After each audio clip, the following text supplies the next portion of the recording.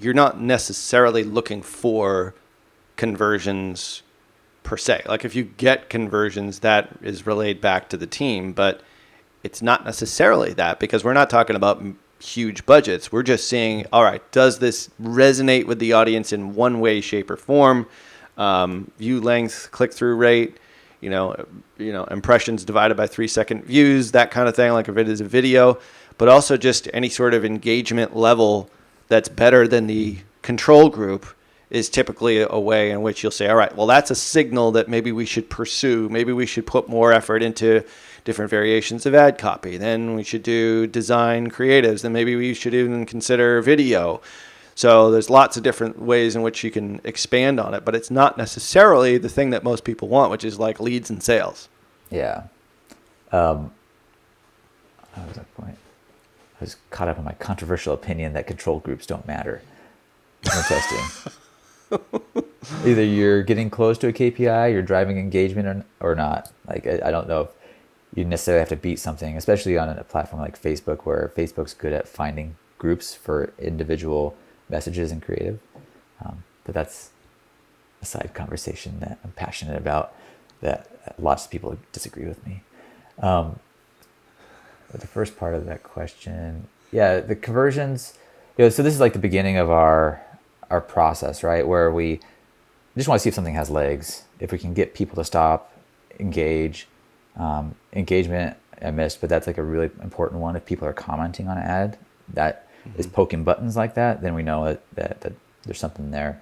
So of course you want to build upon that individual ad with a few different variations, trying some different content blocks. So if we have a scroll stopper that works and we want to test out different like second blocks, it could be features, benefit, pain point, testimonial, like there's a endless number of things that you can test there, and see what is going to engage more people and drive more traffic. But if we're thinking in terms of like how to build that into something that converts, we always kind of refer it to as like training a unicorn. Like if we found like a pony and can like build it up to a stallion and eventually stick a cone on it and make it a unicorn, like that's our process, like winning. And it doesn't happen as often as we would like, but it has happened.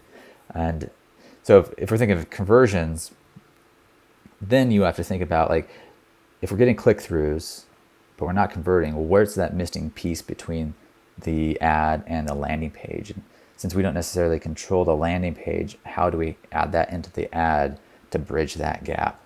So adding onto the back of an ad that has high click-through, things that have more ad sent or pick up more of the language from the landing page to make it feel like a smoother transition, to really prep people for that experience on the landing page, would be the next step to building out this training for conversions.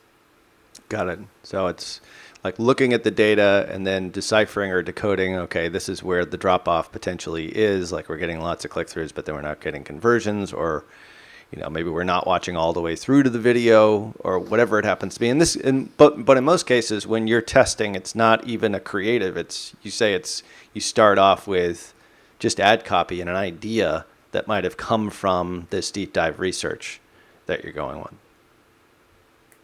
Yeah, I mean, it really just starts with the research and ideas that come from that, or oftentimes we'll get feedback from the media buying team of things that they've seen working from a messaging standpoint, and then we'll take that back to the research phase to see if there's any other things that we can get to support that, to build upon that. It's like this cycle where information is coming in from everywhere, but it always really, for us, starts at that research level.